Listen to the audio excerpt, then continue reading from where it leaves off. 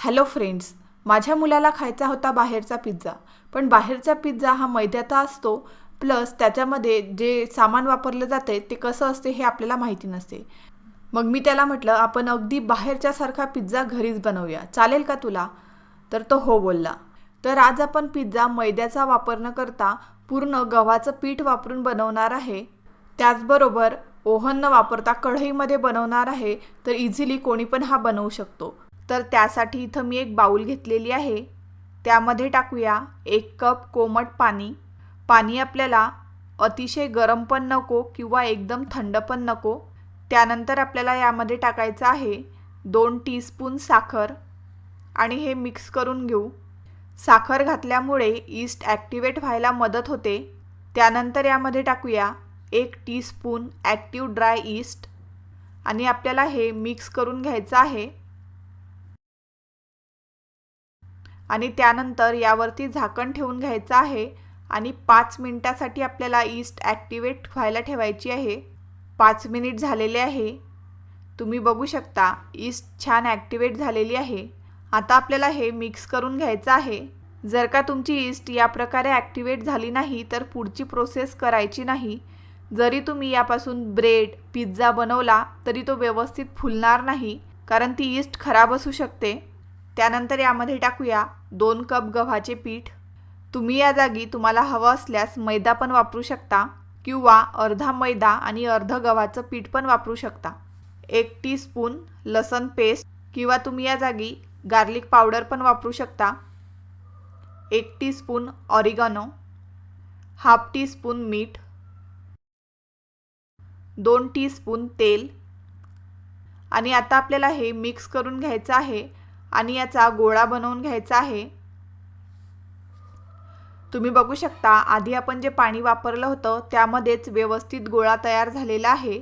आता अगदी थोडंसं पाणी घेऊन आपल्याला हा गोळा छान सॉफ्ट बनवून घ्यायचा आहे. आणि आता आपल्याला याला छान 6 ते 7 मिनिटांसाठी मळून घ्यायचं आहे. 7 मिनिट झालेले आहे. त्यानंतर व्हिडिओमध्ये दिसत आहे त्या प्रकारे आपल्याला डो आतमध्ये टक करून घ्यायचा आहे आणि डोला वरतून थोडंसं तेल लावून घ्यायचं आहे. तर इथं मी क्लिनिंग पेपर घेतलेला आहे. तो आपल्याला आता बाउलवरती लावून घ्यायचा आहे. आणि जर का तुमच्याकडे हा पेपर नसेल तर तुम्ही एखाद्या एअरटाईट डब्यामध्ये पण हा डो फर्मेंटेशनसाठी ठेवू शकता. आणि आता आपल्या डो फर्मेंटेशनला ठेवून 1 तास झालेला आहे. आता आपण क्लिनिंग पेपर काढून घेऊ. तुम्ही बघू शकता डो छान फुललेला आहे. आधीपेक्षा हा दुप्पट तिप्पट फुललेला आहे. आणि आता आपल्याला डो मळून घ्यायचा आहे. तर आपला डो छान मळून झालेला आहे. आता आपण याचे 2 गोळे तोडून घेऊ. आणि मी त्यातील एक डो घेतलेला आहे आणि त्याला आपल्याला परत या प्रकारे टक करून घ्यायचा आहे. तर आपला गार्लिक ब्रेडसाठीचा डो तयार झालेला आहे. आता आपण हा लाटून घेऊ. तर इथं मी लाटण्यासाठी पोळपाट घेतलेला आहे. त्यावरती थोडीशी कणिक टाकून घेऊ आणि आपल्याला हा अगदी हलक्या हाताने लाटून घ्यायचा आहे.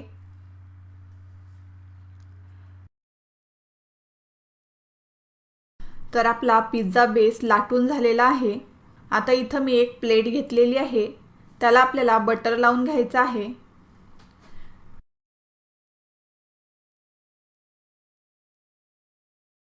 तर बटर लावून झालेलं आहे. आता आपल्याला या प्लेटवरती पिझ्झा बेस ठेवून घ्यायचा आहे आणि त्याला या प्रकारे फोर्कनी होल करून घ्यायचे आहे.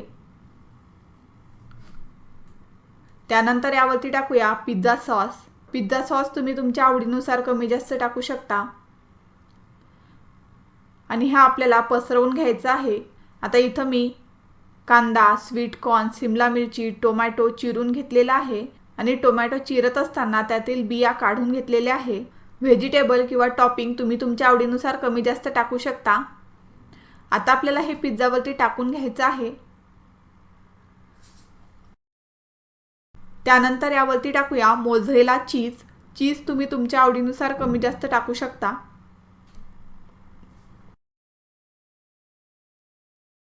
त्यानंतर यावरती टाकूया चिल्ली फ्लेक्स.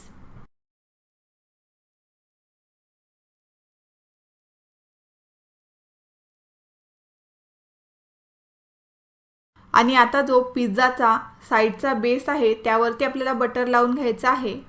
तर आपला पिझ्झा बेक करण्यासाठी तयार झालेला आहे. तर आधीच मी मीडियम फ्लेमवरती कढई 10 मिनिटासाठी प्रीहीट करायला ठेवलेली होती. यामध्ये आपल्याला पिझ्झा ठेवून घ्यायचा आहे आणि झाकण ठेवून घेऊ. त्यानंतर आपल्याला लो मीडियम फ्लेमवरती पिझ्झा 15 ते 20 मिनिटांसाठी बेक करून घ्यायचा आहे. 15 मिनिट झाल्यानंतर पिझ्झा चेक करून बघायचा आणि झाला नसेल तर परत थोडा वेळ बेक करून घ्यायचा. पिझ्झा बेक करण्यासाठी टाईम थोडा कमी जास्त लागू शकतो, कारण गॅसची फ्लेम कशी ठेवलेली आहे त्यावरती डिपेंड करते. तर 15 मिनिट झालेले आहे. आता आपण झाकण काढून घेऊ. तुम्ही बघू शकता पिझ्झा व्यवस्थित बेक झालेला आहे. आता आपल्याला पिझ्झा काढून घ्यायचा आहे. तुम्ही बघू शकता पिझ्झा किती छान टेम्पटिंग दिसत आहे. मला तर बघूनच खूप खायची इच्छा होत आहे आणि घरामध्ये तर खूप पिझ्झाचा छान वास पसरलेला आहे. चला तर मग पिझ्झा लवकर कट करून घेऊ.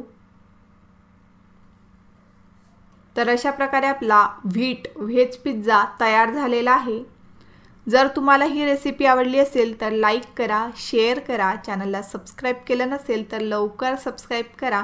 चला तर मग पुन्हा भेटूया नेक्स्ट व्हिडिओमध्ये. तोपर्यंत खा मस्त, राहा स्वस्त.